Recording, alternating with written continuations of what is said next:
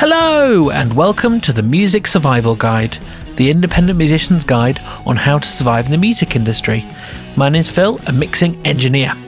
Hope you're doing wonderfully well out there this fine May day. The year seems to slip away very quickly, as it always does, but here we are. This week, I'm here to talk about marketing your own band. And this is because I've had several conversations with bands about this kind of very topic, how they go about it, what they want to do and what they don't want to do, things like that. So I just thought, let's just throw my thoughts into a podcast. Now, I'm here to say that what I'm about to tell you is not an exhaustive list. This is not everything that you can do to promote your band. There are many kind of weird and wonderful creative ideas that I'm sure you can come up with. Please do, and tell me about them. I'd love to hear them. Drop me a message. Tell me your weird and wonderful ways that you promoted your band. There's also a world that I'm not reaching into, which is around magazines and kind of print journalism and how you get into that kind of area with your band. I'm not going into that area now. That is an aspect you can get involved with. It requires certain knowledge that I do not have. So I'm just going to kind of put that out there now. This is a 101. Let's get started with marketing your band. So here we go. The first thing I've got to say is you need to know your brand. I know you may not think about your band as a brand. Confusing. Hopefully I don't get this wrong way around. But it is. You need to think about yourself as a brand. What is unique about you as a band, as a group of people, as a kind of style of thing? How do you want to present yourself to people? Do you have a certain visual style? Now, this can be quite difficult to think through if you're not really sure. You maybe need to have a look through the kind of social media presence of some bands you really like and just see what they do and how they present it. And you'll know their kind of visual style. You'll be able to work that out very quickly. Even if you don't have a visual eye for these things, you'll be able to say, oh, they're always doing this kind of thing. They're posting in this kind of way, doing these kinds of colours, for example, on their pictures. Having a bit of a think about that can be really important. And, you know, if you're not really kind of visually kind of focused, then just thinking about how do you want to come across to people? How do you want to present yourself? What is the big takeaway that you want people to have about you? So to take a kind of, I guess, slightly more extreme example, Sleep Token. They have a very distinctive visual style. You know, I know that some of the names have kind of gotten about who's in the band, but you're not really meant to know who they are, and who they are isn't really important. It's therefore it's kind of focusing on the kind of the songs. Actually, it's focusing on the meaning of the songs and the kind of information, I guess, and the ideas behind the songs. It's not so much there for you to think about who is this band member, what have they done before, that kind of thing. And that's a kind of very specific example, I know, but that's a very good way of thinking about visual style and style in general. How they want to present themselves. How do you want to present yourself? Work it out. That's a conversation to have maybe with some beers in the pub with your bandmates and work out that kind of thing. My second thought is you need to do your social media.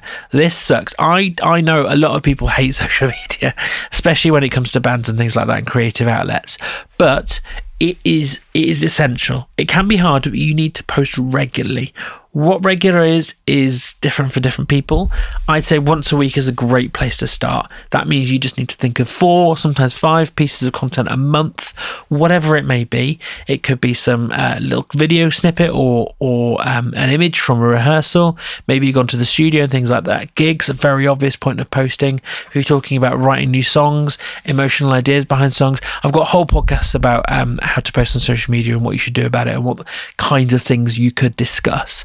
But it is essential in this day and age. The reason why I say that is organic reach is still a thing. You may not believe it, but it is still a thing on social media. You cannot afford to disregard it, and it's really important that you do focus on it. So there's a band called OKU Win who had a little kind of rehearsal video clip, and they're a band with about 1,000 to 2,000 followers, I think it is, as of time of recording, and they've put up this little kind of video clip that, for reasons they are not clear about, has achieved about 300,000 plays, which is a bit mad.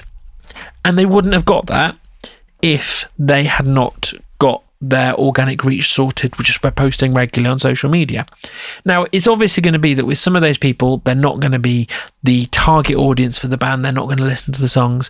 But let's say 5% of those people do go and listen to the music and like it. That is a big win. That is a big, big win. That is something you would not get if you didn't do organic reach on social media. So do it. In terms of where you put your focus, that is up to you. Personally, I think Instagram is the best place right now to be for a band. Facebook is a second, and that's a little bit going away, if I'm honest, but I think Facebook is a good second. Post on there. You can obviously have your groups and things like that, where you can have your kind of inner circle of fans. And TikTok, I don't know, it can be okay. I've heard of bands doing well with TikTok. It's not for me, but then I'm a millennial, so, you know, take what I say about TikTok with a pinch of salt. The next thing I've got to say is you should, if you can, experiment with advertising.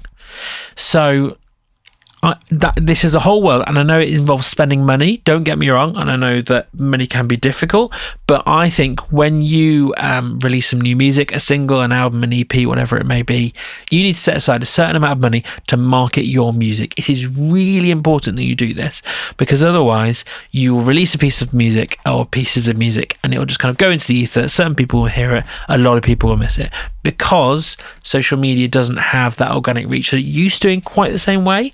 And it may be you just accidentally ride the wave, but you probably won't when releasing music. So it's important to push it. Now, where you're pushing people, it depends on what you're doing. If you're doing, there's a lot I could say about this, but if you do a kind of awareness kind of ad where it's like, we want to find new people, then pushing people to follow your page or to listen to your music, either way kind of works. I think following your page is a good way, because then hopefully it'll kind of loop them in. Obviously, whatever social media you post, it needs to have your music on it. Why wouldn't it, as a background? Put it on there, people can listen, and they will make a very quick judgment, they really will, on whether they like you or not. And, you know, you can have a look at what other bands are doing. You can go to the ads bit, essentially, go to the reels, and you'll get ads eventually, and you'll be able to see what other bands are doing and what you like, essentially. What do you like and what do you not like about what they're posting, and start there. And when you do an ad, if you've never done before, when you do an ad, you post your content, you do all your kind of normal kind of posting kind of things. You select how long you want it to last for and how much money you want to spend. It's already good. You can control from the outset how much money you're going to spend on it. And this is certainly on Facebook and Instagram anyway. And then you get to select your audience. So if you've released a piece of music and you want your audience, as in the people who are following you now, to make sure you want to make sure that they know that it's out, you could do an ad based on that. You could do an ad going to all my followers, here is our new music, essentially. But that is a different kind of content to awareness, where you want to find new people. And a really helpful, simple button that you can press on Instagram and Facebook certainly is to ask the algorithm to find people who are like the people who already follow your page. Really simple, really straightforward. You can set for kind of targeting over certain cities and things like that. So if you're advertising for a gig, then certainly setting a radius around that city is a really good idea, for example. But for the most part, you just want to gather anyone who wants to listen to your music, or you want them to discover who you are. So yeah, experiment with ads, really important. I think it's really helpful. Work out what works for you, do it. It's a kind of thing where you just have to try and experiment and see what you can do. So when you're posting on social media, you need to make sure that people know when your gigs are. You know what it's like. You've done a gig, and sometimes it's amazing and loads of people turn up, and sometimes it's awful and you're playing to a man and a dog, for example. I know bands who've literally played to a man and a dog, and you don't want that. Obviously, you want your gigs to be packed and be exciting for obvious reasons. You know, you put time and effort in, so you want people to be there. You need to make sure that anyone and everyone who is following your page knows when you are gigging. Post about it more than once. If you post about it once, great, but that's not going to do what you want it to do. Algorithm, people will miss it. Post about it repeatedly and make sure that there is a link, an easy link for people to go and buy a ticket for your gig. Really, really important. So obviously, you know, you can post it on your page in general. Make sure it is on your stories, and you can post it several times because your story lasts 24 hours.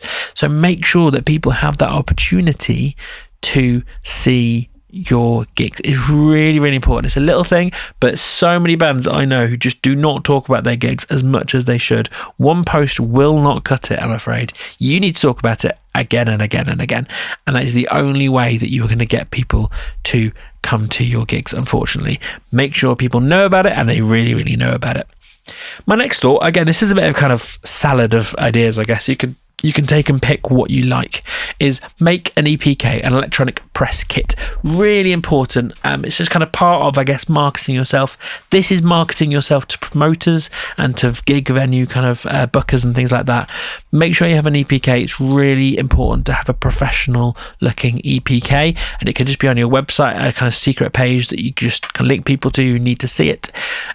There's a whole lot I could say about EPKs, but I'm just going to say there's an episode I did, to be honest, a couple of years ago that you can go find. If you've got a search feature on your podcast player, type in EPK on this podcast and you will find it, because that is what I called it.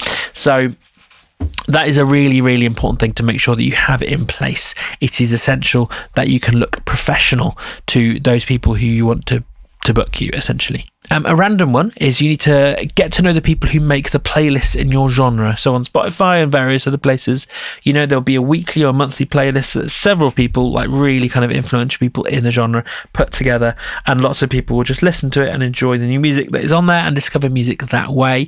This is obviously not as prevalent as it was, but this is still important. Those people are important, and they will post on their social media all the new bands that have been added to the playlist, and therefore it's a free bit of content you can repost. Wonderful, why not? You need to get to know them. They're on Instagram generally. Go and find them, go and befriend them, show them your music, be friendly, don't be kind of pushy, essentially is what I would say, and get to know them. And then if they like your music, then great, they'll probably work with you and they'll probably put you on their playlist. Wonderful. Very simple idea, but go do it. It's gonna, why not? It's free marketing. You just need to be friendly. On that topic, my final thought for you today is do not be a dick. Do not be a dick. See every opportunity to meet bands, promoters, producers, engineers, speaking for myself, and anyone you can meet in the music industry. View it as an opportunity to network and make friends. Do not view it as an opportunity to get competition. So, if you're, let's say, a pop punk band and you live in a smaller city and there's 2 pop punk bands in the city, there's you and there's another band, befriend them. Do not think of them as your enemies. Think of them as your friends. Why would you not gig together? Because then you can combine your audiences and really kind of focus your efforts. Why not do that? Why view it as competition? If you're about the same level as each other, then maybe do one gig where one person is the kind of headline and the other is the support band, and then vice versa. Vary it up. It's really going to be helpful. You're going to have a lot more fun if you view people as friends to work with and not competition to work against. It's a lot more enjoyable. Do not be kind of isolated in this music world. It's not so fun. So that's kind of all my salad of thoughts, I'm going to put it that way. It's a bit of a kind of smorgasbord. Enjoy it, take what you can, take what you want. Please do apply some of this stuff. It's really important, especially the stuff around social media. That's why I went on about it for so long. So thank you for listening to another episode of the Music Survival Guide. If you liked it, please rate and review the podcast wherever you listen. All helps the algorithm, of course. Please share it with any friends and bandmates if you thought it was useful. Finally, if you're thinking about recording or mixing and you want to talk about it, feel free to reach out to me via the links in the podcast description below. We can have a chat about it, and I will see you next time.